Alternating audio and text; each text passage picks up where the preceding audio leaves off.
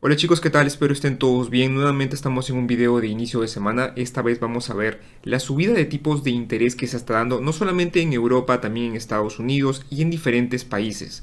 Vamos a ver también algunas gráficas interesantes de la red que he conseguido por ahí y como siempre los resultados trimestrales y datos macro de la semana con el análisis técnico del SP500.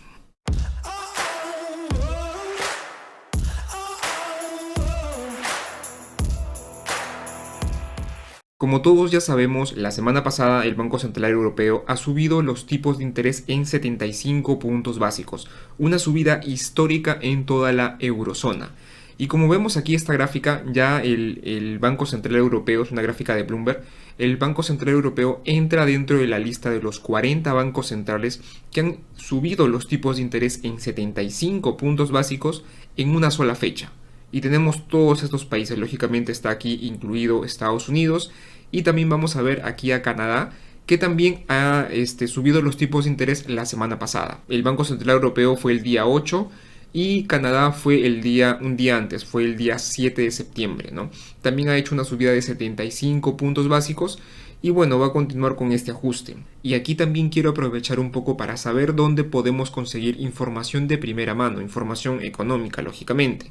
Por ejemplo, una de ellas es información de los principales bancos centrales del mundo. Canadá es uno de ellos. Otro puede ser Estados Unidos, lógicamente, el Banco Central Europeo, el Banco de Inglaterra, por ejemplo, también los bancos de Nueva Zelanda, y diferentes bancos centrales importantes que tienen economías importantes para el mundo. Por ejemplo, este día 7 de septiembre que el Banco Central de Canadá subió 75 puntos básicos, también emite un informe. Estos son solamente algunos puntos que he extraído de este, digamos, resumen del informe que se ubica en la misma página web del Banco Central de Canadá. En el mundo, por ejemplo, la actividad económica en los Estados Unidos se ha moderado aunque el mercado laboral estadounidense sigue ajustado. China enfrenta desafíos continuos debido a los cierres del COVID. Los precios de las materias primas han sido volátiles. Los precios del petróleo, trigo y la madera se han moderado, mientras que los precios del gas natural han aumentado. Y aquí, por ejemplo, ¿qué es lo que está pasando en Canadá? Pues la inflación del IPC disminuyó en julio al 7.6% desde el 8.1% debido a una caída en los precios de la gasolina. La inflación sin gasolina aumentó y los datos indican una mayor ampliación de las presiones sobre los precios, particularmente en los servicios. Dadas las perspectivas de inflación, el Consejo de Gobierno aún considera que la tasa de interés de política deberá aumentarse aún más. Entonces vemos aquí, por ejemplo, que Canadá, pese a que tiene una inflación que está en caída, ¿no? Del 8.1 ha pasado al 7.6, pese a esta información de aquí, pues el Banco Central de Canadá ha decidido subir 75 puntos básicos y indica además que también deberían seguir con estos aumentos. En esta otra diapositiva tenemos este excelente resumen que hace Charlie Vilelo, donde tenemos aquí los tipos reales de los bancos centrales. No solamente 4 países son positivos: Hong Kong, Arabia Saudita, China y Brasil, que son estos tipos reales positivos, que este tipo de interés real positivo. Esto quiere decir que es el tipo que tiene la tasa de interés que tiene el Banco Central, restándole el dato de inflación. Este de aquí sería el tipo de interés real. Y bueno, por ejemplo, podemos ver aquí que Estados Unidos con la Reserva Federal aún está lejos de poder llegar a acercarse a la inflación, ¿no? Que los tipos de interés se acerquen a la inflación. Está todavía muy lejos, pero hay otros países que están incluso peor.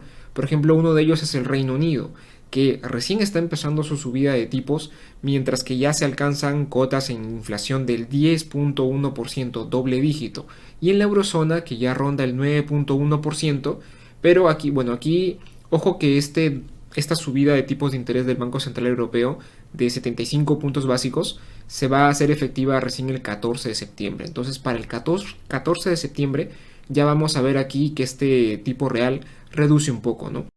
Y vemos además también aquí cuál ha sido el último movimiento que ha hecho el Banco Central respectivamente, ¿no? Por ejemplo, la mayoría de países está subiendo los tipos y son solamente 4 países que están actualmente bajando los tipos de interés, están recortando los tipos de interés. Esto también es muy interesante de ver para ver cómo van las economías de diferentes partes del mundo. Acá tenemos economías muy importantes, por cierto. Y ahora veamos qué es lo que está pasando en Estados Unidos. Pues aquí ya el CME Group ve una, digamos, probabilidad del 91% que para la próxima reunión de la Fed del 21 de septiembre vayan a subir 75 puntos básicos. Ya la subida de 50 puntos básicos que se pensaba iba a rondar esta próxima subida, solamente ha quedado rezagada al 9%. Y también opina lo mismo el BOFA, ¿no? El BOFA ahora espera una subida de 75 puntos básicos en este septiembre. Por cierto, es la siguiente semana, si más no me equivoco, o la próxima semana. Así es que atentos con este 21 de septiembre. Y ahora, no solamente el BOFA con el CME Group están estimando una subida del 75 puntos básicos para septiembre, sino también lo está haciendo Goldman Sachs, ¿no? Los funcionarios de la Fed se han mostrado agresivos recientemente y parecen dar a entender que el progreso hacia el control de la inflación no ha sido tan uniforme ni tan rápido como les gustaría. Bien, aquí vemos este pronóstico que hace Goldman Sachs con respecto a la inflación, con respecto a los tipos de interés de la Reserva Federal. Y vemos que para el cierre de diciembre de este año 2022 se esperan unos tipos de interés que están rondando el 3.75%. Esto es lo que espera Goldman Sachs. Vamos a ver si es que esto termina así o no. Por otro lado, ¿qué es lo que opina aquí Zero Hedge y esta gráfica de aquí de Bloomberg?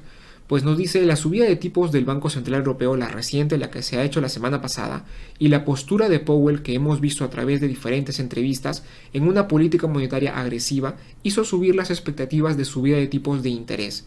Podemos ver que para diciembre del año 2022 las expectativas ya de tipos de interés están rondando el 3.8%. Aquí vemos 3.75% y por aquí estamos viendo 3.8%. Y ahora, después de haber visto lo anterior, hay algo que no podemos olvidar. Cuando la Fed ha estado ajustando los tipos de interés debido a la inflación, pues esta no ha parado de subir la tasa hasta que supere a la inflación, hasta que supere al IPC. Y lo tenemos aquí en diferentes ciclos de ajuste que ha hecho la Reserva Federal. Por ejemplo, en el año 1973, la inflación rondeaba el 7.4% y el pico máximo de tipos de interés que ha tenido en este ciclo fue del 11%, ¿no? Acá tenemos, esto de aquí es el tipo de interés real, que es como lo que hemos visto antes, ¿no? Por ejemplo, aquí entre 1994 y el 95, el pico máximo de inflación fue del 2.9% y el pico de los tipos de interés fue del 6%. Vemos que cada vez que hemos tenido inflación elevada, los tipos de interés siempre han superado a este dato, ¿no? Y lo podemos ver aquí. Lo ha superado, el mínimo es en 0.6% y el máximo puede llegar hasta el 7.50%. Lógicamente que aquí en este periodo de aquí fue niveles de inflación muy extremos, ¿no? Dudo yo que estemos en estos niveles de aquí actualmente, pero simplemente para que vean que este cuadro resume muy bien que la Reserva Federal simplemente no para porque la inflación cae, sino que incluso puede superar al dato de la inflación. ¿Qué es lo que quiero decir con esto? Es que si la inflación baja, que en algún momento lo va a tener que hacer, posiblemente sea en este dato que viene esta semana, que ya lo vamos a ver más adelante, posiblemente sea en este dato, pero eso no quiere decir que la Fed va a parar de subir los tipos de interés, porque ya lo hemos visto que incluso la Reserva Federal normalmente tiene picos más elevados que la inflación. Así es que ojo con este dato, no se nos tiene que olvidar esto. Luego tenemos esta otra noticia de aquí que nos dice: los bonos del tesoro sugieren que la Reserva Federal puede controlar la inflación sin matar el crecimiento. ¿Qué es lo que estamos viendo aquí? Aquí estamos viendo las expectativas de inflación de mercado implícita, que son las tasas implícitas. En este caso estamos viendo de la inflación, pero ¿qué es una tasa implícita? Una tasa implícita simplemente es la resta entre la tasa que se tiene actualmente, puede ser una tasa actual, una tasa spot, menos la tasa que se tiene a futuro. Y en este caso en particular, para ver la parte futura, lo que se ha utilizado son los TIPS, los bonos ajustados a la inflación. ¿Qué es lo que nos dice aquí BlackRock? Si la inflación se reduce a lo que está cotizando los puntos de equilibrio de hoy, actualmente esto de aquí, entonces es posible un aterrizaje suave. Esto quiere decir que cada vez los bonos de 10 años, 5 años y 2 años está reduciéndose ese gap entre lo que va a pasar a futuro y lo que está pasando actualmente. Es a futuro menos el spot menos lo que sucede actualmente. Y se está acercando a este objetivo de la Reserva Federal del 2%. Que finalmente estas son noticias positivas, son noticias buenas, porque en algún momento la inflación simplemente va a tener que ceder. Y ahora veamos rápidamente algunas gráficas interesantes de la red. Lo que tenemos aquí, esta línea de aquí de color negro, son los EPS del SP500, son los beneficios por acción del SP500 y la tendencia que han seguido estos. Y actualmente podemos ver que los beneficios por acción del SP500 están muy por encima de esta tendencia. Y cada vez que hemos tenido estos picos de EPS que se salen de la tendencia, pues siempre han corregido para nuevamente volver a, digamos, ir a lo que va la tendencia, ¿no? Hemos visto aquí, lo hemos visto por aquí, lo hemos visto aquí, y aquí ya vemos un EPS que simplemente sale de todo, al menos si podríamos poner aquí, por ejemplo, una línea de desviación estándar, posiblemente este pico que tenemos aquí actualmente en el EPS sea incluso dos veces la desviación estándar de esta tendencia de aquí, ¿no? Entonces estamos en niveles donde el EPS está muy fuera de la tendencia que normalmente lo sigue. Luego tenemos esta gráfica que me pareció bastante curiosa, es la tecnología versus el SP500, ¿no? Es la división entre un índice de tecnología versus el SP500. Y vemos que curiosamente ha hecho una formación hombro, cabeza, hombro, y lo que se espera pues aquí es que esto caiga, ¿no? Es una gráfica interesante a nivel técnico. Y finalmente, para terminar con esta sección, tenemos estas dos gráficas. La primera es que está, actualizada el 6 de septiembre, corresponde a la actual valorización de largo plazo, son promedios de largo plazo basados en su P/E ratio. Por ejemplo, tenemos aquí esta línea de color azul oscuro o morado oscuro, que es la evaluación P/E ratio actual versus la otra línea más clarita, que es la del promedio de los últimos 20 años. Este es el SP500, este es el SP500, donde todos los valores tienen el mismo peso. Ojo, aquí está actualizado desde el año 2016, los demás sí son promedio de los últimos 20 años. Luego aquí el S&P Mid Caps y el S&P Small Caps. Vemos claramente que vamos a poder encontrar mejores relación precio-beneficios en compañías de mediana capitalización y de pequeña capitalización. Las valoraciones son mucho mejores comparadas que los promedios históricos de los últimos 20 años en las mid y small caps. Y luego tenemos esta otra gráfica de aquí que es muy interesante y es una gráfica que recomiendo la tengan guardada. Tómenle un pantallazo, guarden esta imagen porque es una gráfica muy interesante. Vemos aquí el histórico del SP500, el P/E ratio histórico del SP500 en diferentes momentos de la inflación. Esta de acá es el Core PCE, la inflación core de cómo la mide la Reserva Federal. Core se refiere a que no incluye todo lo que es energía y alimentos. Vemos que cuando la inflación core está, por ejemplo, rondando el 0 y el 2%, digamos el estándar de lo que normalmente debería rondar la inflación en una economía sana, ronda el 19.9 veces de P/E ratio, con una desviación estándar que puede llegar hasta los, pongámosle esto que sea un 23 más o menos, 23 y medio, 24, y por aquí en el lado más bajo un 17, 16 por ahí, ¿no? Luego, por ejemplo, cuando la inflación core ronda el 2 y 3%, ya se van ajustando más los P/E ratio. En este caso ya se reduce la media al 18.6. Si es que la inflación core está entre el 3 y el 4, la valoración P/E ratio baja incluso un poco más al 18.1 y actualmente nosotros estamos por aquí en una, digamos, inflación core que ronda entre el 4 y el 5%, donde el promedio, ojo, esta data está desde 1960 hasta agosto del 2022. Es una data muy grande. Ya en promedio, en estas circunstancias, el SP500 debe estar rondando un PI del 15.2, pero actualmente estamos cercanos al 19-18%, ¿no? Entonces vemos que todavía las valoraciones comparadas contra otros periodos donde la inflación core ha estado entre el 4 y el 5%, aún sigue siendo elevada, al menos según la data que tenemos aquí desde 1960 hasta agosto del año 2022. Y ahora veamos qué es lo que sucede en estos dos escenarios. Por ejemplo, si la inflación core siguiese subiendo, ya la valoración promedio del S&P 500 es de 14.3 veces PE ratio. ¿Ya? Y vemos que cada vez la desviación estándar incluso se va haciendo más precisa. Ojo con esto, ¿eh? Tenemos aquí una gran desviación estándar, pero conforme la inflación va bajando, este dato de aquí se va haciendo incluso más certero. Ojo con esto. Pero ya cuando nos vamos aquí a una inflación que supera el 6%, aquí posiblemente tengamos mucha data. Ya está, por eso se ve que esta desviación estándar es muy amplia. Pero el promedio, ya cuando la inflación core supera el 6%, el PE ratio llega hasta 9.1 veces.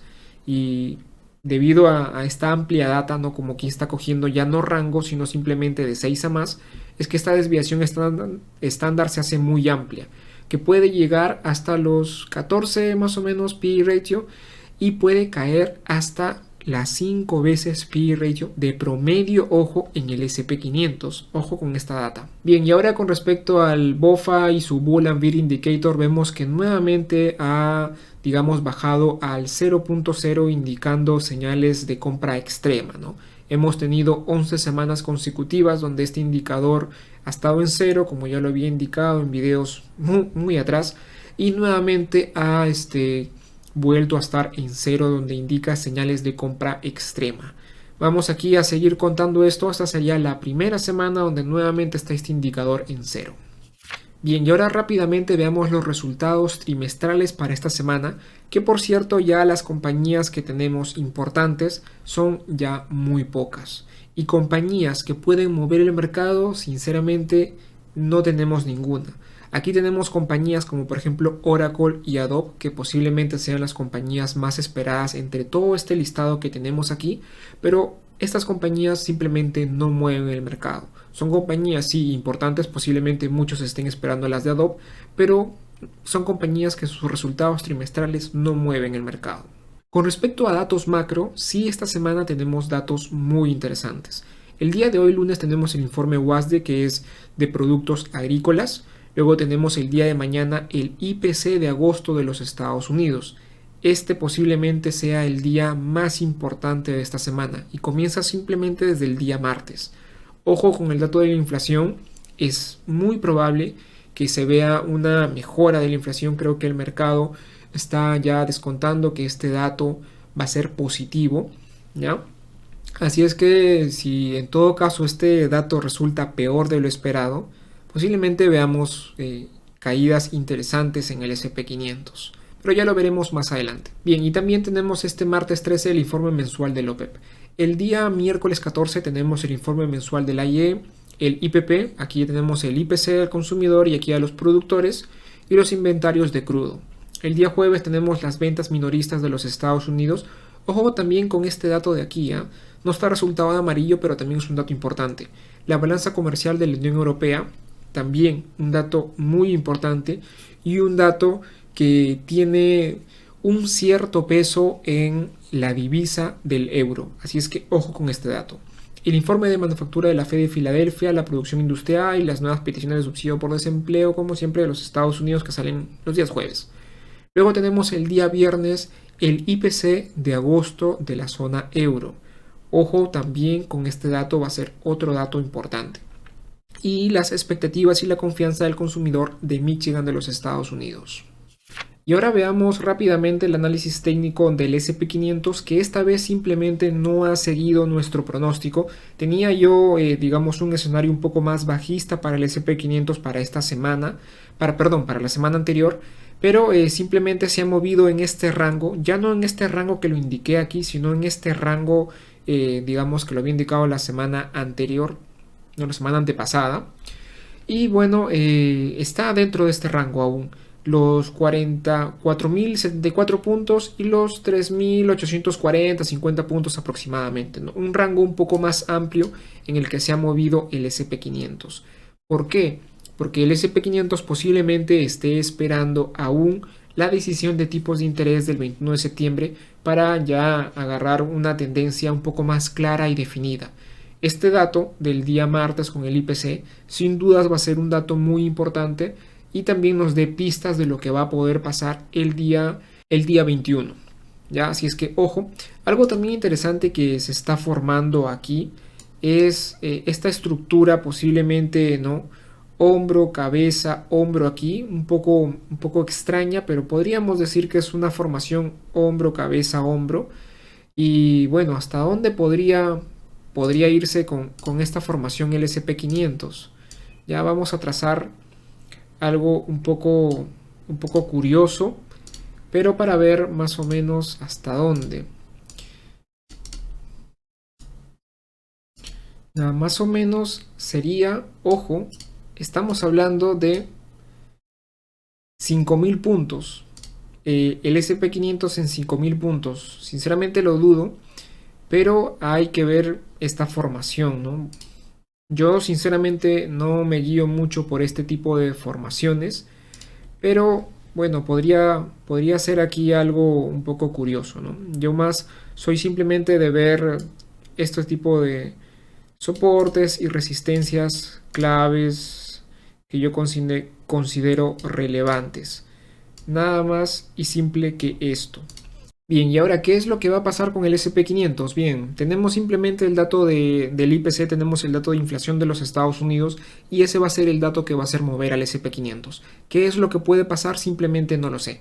Así es que aquí tenemos que el SP500 para estas fechas seguiría subiendo por aquí o el SP500 seguiría bajando.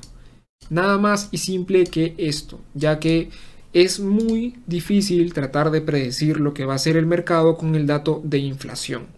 Entonces no hay nada más que esto y posiblemente este dato de inflación que viene temprano, viene el día martes, va a dar, digamos, la movida que va a tener el SP500 hasta el cierre de semana y de aquí sería hasta el 21 de septiembre con la Reserva Federal que va a dar su decisión de tipos de interés. Por el momento tenemos este escenario que es simplemente incierto. No sabemos qué va a pasar con ese dato y no sabemos a dónde se va a dirigir el SP500. Yo lo dejo simplemente aquí porque es difícil y es muy complicado poder hacer un pronóstico de lo que va a pasar con un dato que simplemente pues nadie lo sabe, ¿no? Bien, eso ha sido todo por el video de hoy. Espero que les haya gustado, que les haya parecido interesante. Si ha sido así, por favor, no olviden dejar su like, compartir el video para que otras personas lo puedan ver y poder llegar así a más personas. Eso ha sido todo y que tengan excelentes inversiones.